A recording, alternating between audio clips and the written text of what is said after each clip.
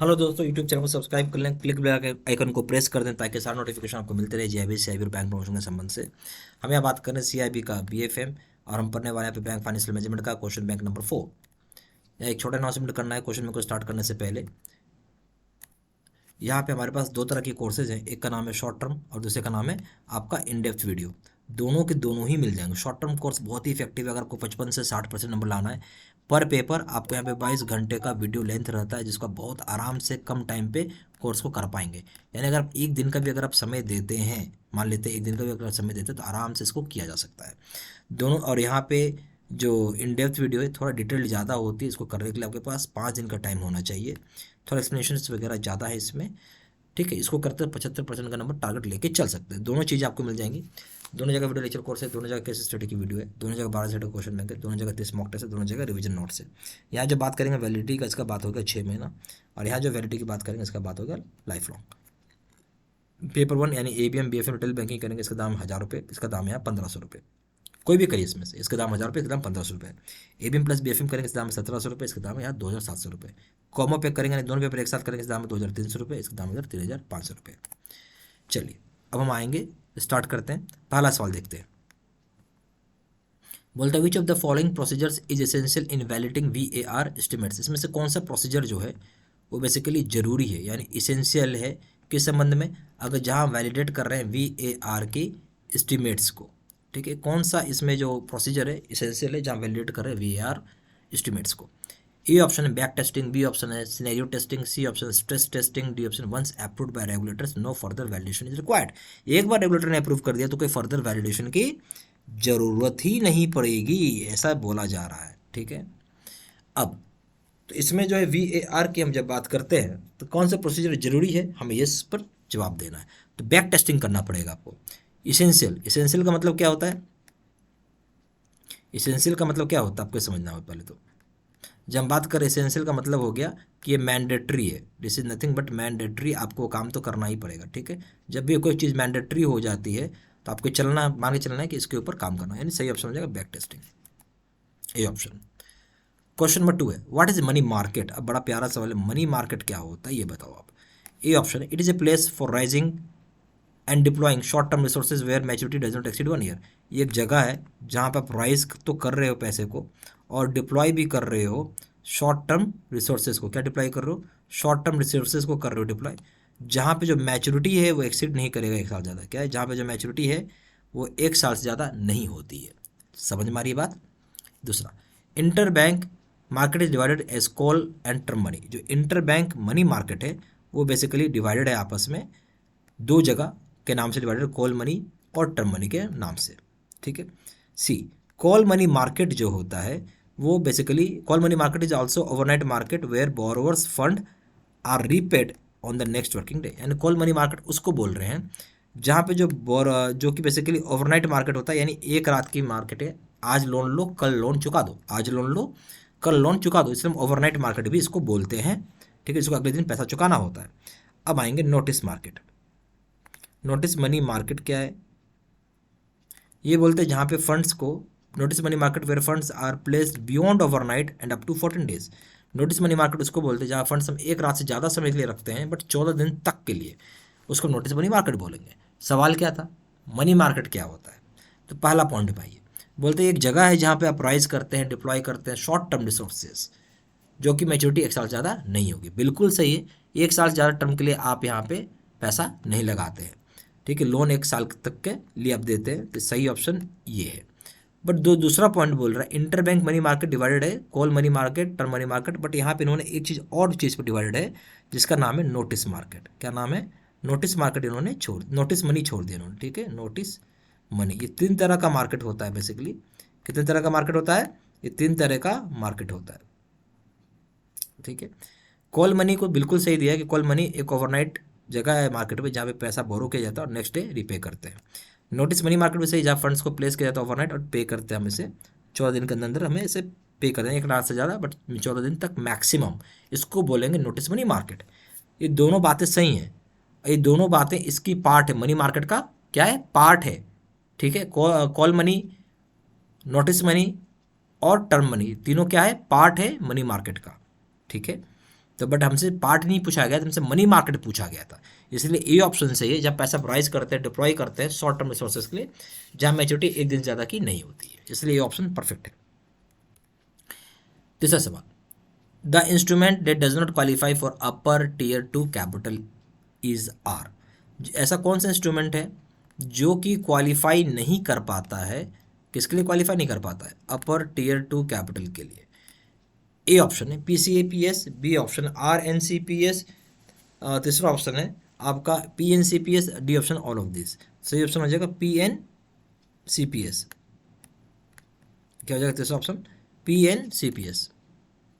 Question number 4 में आइए, eligible portion of subordinated डेप्ट that qualify for tier 2 may not exceed. बोलता है जो एलिजिबल पोर्शन होगा सब ऑर्डिनेटेड डेप्ट, डेप्ट मतलब जो लोन लिया हुआ है, ठीक है, जो कि क्वालिफाई नहीं करता है टीयर 2 का, वो एक्सीड नहीं करेगा, ठीक है। ये सवाल है, जो एलिजिबल पोर्शन है सब ऑर्डिनेटेड डेप्ट का जो कि क्वालिफाई करता है टीयर 2 के लिए, किसके लिए क्वालिफाई करता है टीयर 2 के लिए, ठीक है, जो कि क्या एक्सीड नहीं करेगा, कितने से एक्सीड नहीं करेगा वो पूछ रहा है आपसे। ए ऑप्शन है 50% of total tier 2 capital, B option है 100% of tier 1 capital, C option है 50% of tier 1 capital, D option है 100% ऑफ टीयर 2 कैपिटल। तो इस केस में जो हो जाएगा वो हो जाएगा 50% ऑफ क्या, tier 1 capital, C option. Question number 5, an interest rate swap transforms the nature of. बोलता है जो इंटरेस्ट रेट स्वैप होता है वो ट्रांसफॉर्म कर देता है जो नेचर ऑफ, क्या चीज़ की नेचर की बात हो रही है। A option existing liability only, केवल एग्जिस्टिंग लाइबिलिटी की, बी ऑप्शन है एन एग्जिस्टिंग एसेट ओनली, केवल एग्जिस्टिंग एसेट की बात हो रही है, सी ऑप्शन है एज ए नोटेशनल लाइबिलिटी और an asset, as a notational liability और एक एसेट की बात हो रही है, D option as a notation as an existing liability और एन एसेट, कोई एग्जिस्टिंग लाइबिलिटी और एन एसेट के बारे में बात कर रहे हैं। जब इंटरेस्ट रेट स्वैप की हम बात करते हैं जो कि ट्रांसफॉर्म करता है नेचर, तो क्या नेचर हो जाएगा, किसी भी तरह का एग्जिस्टिंग लाइबिलिटी या फिर एसेट के बारे में हम बात कर रहे हैं यहाँ पे, डी ऑप्शन। क्वेश्चन नंबर 6 है, when the cost yields of liabilities assets are linked to a floating rate and there is no simultaneous movement in interest rates it leads to.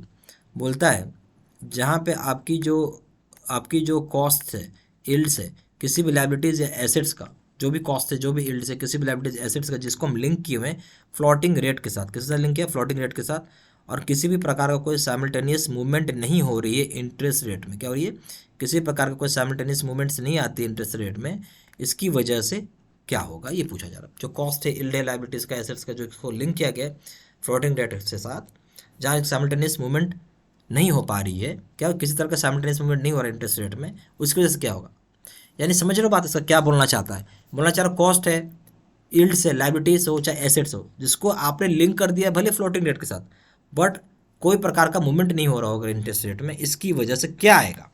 A option है आपका interest rate risk आ जाएगा, B option basis risk हो जाएगा, तीसरा option री investment risk है, D option है volatility risk हो जाएगा आपका। सबसे बड़ा इसमें आंसर हो जाएगा बेसिस रिस्क का अंतर आ जाएगा। अब भाई ऐसा है ना, कोई साइमल्टेनियस मूवमेंट क्यों नहीं हो रहा, इसलिए नहीं हो रहा आपने लाइबिलिटीज़ और एसेट्स दोनों को सेम रेट पे मूव कर रहे हैं। मान लीजिए अगर ये 1% का यहाँ बढ़ा है लाइबिलिटीज़, तो आपने एसेट्स भी आपने 1% का बढ़ा दिया रहा है, ठीक है, इसकी वजह से दोनों बराबर हो रहा है, ठीक है, इसलिए कोई मूवमेंट नहीं आ रहा। सही ऑप्शन बी है, ठीक है, बी हो गया। क्वेश्चन नंबर 7 में आइए, the effective interest rate on repo, ठीक है, ट्रांजेक्शन शुड नॉट बी। अब यहाँ पे एक सवाल है कि जो इफेक्टिव इंटरेस्ट रेट की बात कर रहा हूँ रेपो ट्रांजेक्शन्स पे, वो क्या होगा, शुड नॉट बी कितने से ज़्यादा नहीं होगा। जो इफेक्टिव इंटरेस्ट रेट होता है रेपो ट्रांजेक्शन में, शुड नॉट बी कितने ज़्यादा, पहला पॉइंट दिया गया higher than the corresponding money market rate, बोलता है पहला पॉइंट क्या higher than the corresponding money market rate है, दूसरा है lower than the corresponding money market rate, तीसरा है equal to the corresponding money market rate है। इसमें ऑप्शन दिया, A option only 1 and 2, B option only 1 and 3, C option only 2 and 3, D option 1, 2 and 3। जो सही ऑप्शन हो जाएगा इसमें क्या होगा वो आपको बताना है। तो यहाँ जो इफेक्टिव इंटरेस्ट रेट है रेपो रेट का, रेपो ट्रांजेक्शन का, वो किससे ज़्यादा नहीं होना चाहिए, शुड नॉट बी, ये ऑप्शन है जो higher than the corresponding money market rate से ज़्यादा नहीं होना चाहिए, ये सही है। दूसरा है lower than the corresponding money market rate, lower भी नहीं होगा, ठीक है, क्या है lower than the money corresponding money market rate, ठीक है, ये होना चाहिए, ठीक है।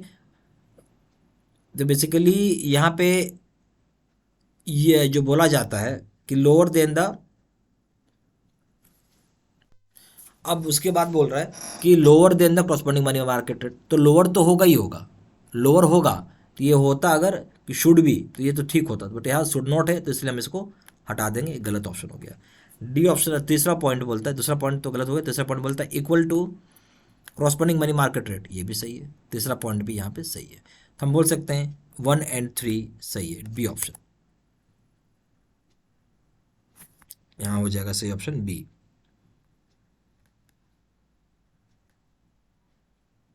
ठीक है, क्वेश्चन नंबर 8। 8 में आइए, बोलता है in a market where a given securities price is rising profit potential is unlimited for. बोलता है कि जहाँ पे मार्केट जो होता है, जहाँ पे कोई भी गिवन सिक्योरिटी की जो प्राइस है वो राइज करती है, प्रॉफिट पोटेंशियल इस चीज़ के लिए अनलिमिटेड होता है। ठीक है, किस चीज़ के लिए होता है ये बोल रहा है। एक मार्केट है जहाँ पे कोई भी सिक्योरिटी की जो प्राइस है वो क्या हो रही है, राइज हो रही है, बढ़ रही है। प्रॉफिट की जो पोटेंशियल है वो सीधा सीधा यानी जो मुनाफा हो सकता है वो अनलिमिटेड हो गया। ठीक है, ऐसा कहाँ होगा, ये ऑप्शन है। अगर आपको कॉल पुट मालूम नहीं है तो आपको उसका वीडियो देखेंगे तो ही आपको समझ में आएगा कॉल क्या होता है, पुट क्या होता है। ठीक है, तो आपको समझ में आएगा। Call option, sorry, A option है call option holder on the security, B option है call holder on the put holder on the security, C option है call option seller on the security, D option है put option seller on the security. एक चीज़ हमेशा याद रखिएगा, जो holder है बेसिकली वो बायर है। क्या ये बायर है? तो बायर के साथ क्या होता है कि प्रॉफिट अनलिमिटेड होती है। ठीक है, यानी प्रॉफिट पोटेंशियल अनलिमिटेड होती है। जबकि सेलर के साथ क्या होता है कि यहाँ जो प्रॉफिट की बात करेंगे हम, लिमिटेड होती है, प्रॉफिट लिमिटेड होगी इसकी। हमेशा रखिएगा प्रॉफिट क्या हो जाएगा, इसके में लिमिटेड हो जाता है। ठीक है, तो प्रॉफिट यहाँ पे लिमिटेड है। सेलर के केस में हमेशा लिमिटेड है, बायर के केस में हमेशा अनलिमिटेड होता है प्रॉफिट। अब हम बात करेंगे क्या होगा। अब ये बोल रहे हैं जब मार्केट किसी भी गिवन प्राइस में सिक्योरिटी की प्राइस अब बढ़ रही है, क्या हो रही है, सिक्योरिटी की प्राइस अब बढ़ रही है, यानी कोई भी स्टॉक एक्सचेंज में शेयर है उसका प्राइस बढ़ रहा है। बढ़ रहा है तो हम उसको क्या बोलेंगे, कॉल ऑप्शन होल्डर बोलेंगे। ठीक है, या पुट नहीं आएगा, ये हो जाएगा call option holder, A option. Question 9 है PNCPSR। PNCPS क्या चीज़ के लिए है, बेसिकली ए ऑप्शन है in the nature of capital and qualifies for tier 2 capital, B option है debts that qualify for tier 1 capital, जो डेब्ट्स होता है वो क्वालिफाई करेंगे टीयर 1 कैपिटल के लिए, सी ऑप्शन है debts that qualifies for tier 2 capital, D option है in the manner of capital and qualifies for tier 1 capital. अब बताइए इसमें सही ऑप्शन क्या है।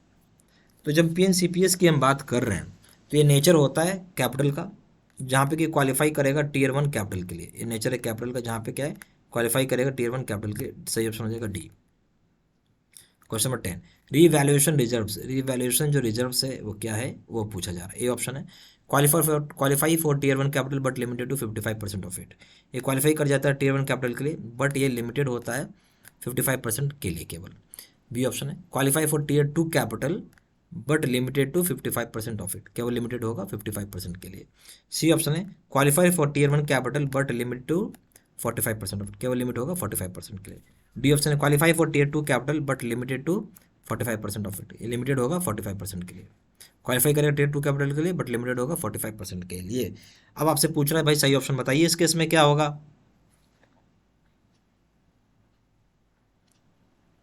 जब भी हम बात करें रीवैल्यूएशन रिजर्व्स का, ठीक है, जब भी हम बात कर रहे हैं रीवैल्यूएशन रिजर्व्स का, तो ये क्वालिफाई कर जाता है टीयर 2 कैपिटल के लिए और लिमिटेड होगा 45% ऑफ इट के लिए। D option. यहाँ हमारे पास दो तरह के कोर्सेज हैं, एक का नाम है शॉर्ट टर्म, दूसरे का नाम है इन डेप्थ वीडियो। दोनों के दोनों ही मिल जाएंगे। शॉर्ट टर्म कोर्स बहुत ही फ़ायदेमंद है, जहाँ आप 22 घंटा का समय देकर अगर पढ़ना चाहते हैं तो ठीक है, बहुत ही इफेक्टिव कोर्स है। या फिर आप चाहते हैं कि एक ही दिन में कोर्स कंप्लीट किया जा सके, पर पेपर की बात कर रहा हूँ, 22 घंटा पर पेपर है, तो एक दिन में कोर्स किया जा सकता है। इसको करने से आराम से आप 50% का नंबर तो ला ही सकते हैं आराम से, कोई दिक्कत नहीं आता। 50 का 60% नंबर आ जाता है इससे। इन डेप्थ वीडियो थोड़ा डिटेल ज़्यादा होती हैं, इसको करने के लिए आपके पास 5 दिन का समय होना चाहिए, तब जाके आप इसको कंप्लीट कर सकते हैं। ये करते हैं तो आराम से 75% का टारगेट लेके चल सकते हैं। दोनों जगह वीडियो लेक्चर कोर्स है, दोनों जगह केस स्टडी की वीडियो है, दोनों जगह 12 चैप्टर क्वेश्चन बैंक है, दोनों जगह 30 मॉक टेस्ट है, दोनों जगह रिवीजन नोट्स है। इसकी जो वैलिडिटी हो जाएगी 6 महीने, इसकी जो वैलिडिटी हो जाएगी लाइफ लॉन्ग। यहाँ जो पेपर है ABM हो चाहे BFM हो चाहे रिटेल बैंकिंग हो, तीनों में से कोई पेपर करेंगे दाम है 1000 रुपये, यहाँ दाम है 1500 रुपये। ABM प्लस BFM करेंगे दाम है 1700 रुपये, इसका दाम है 2700 रुपये। कॉमो पे करेंगे तीनों पेपर एक साथ करेंगे दाम है 2300 रुपये, इसका दाम है 3500 रुपये। ज़्यादा जानकारी के लिए फ़ोन भी कर सकते हैं। फ़ोन नंबर हो जाएगा 9508536524। वेबसाइट में जाकर डायरेक्टली ऑनलाइन ऑर्डर प्लेस कर सकते हैं। वेबसाइट हो जाएगा www.jibcibmedj.com। ईमेल ID हो जाएगा seedsena123@gmail.com। ये सारी इन्फॉर्मेशन मैं इसी वीडियो के डिस्क्रिप्शन बॉक्स में डाल दिया। Thank you very much.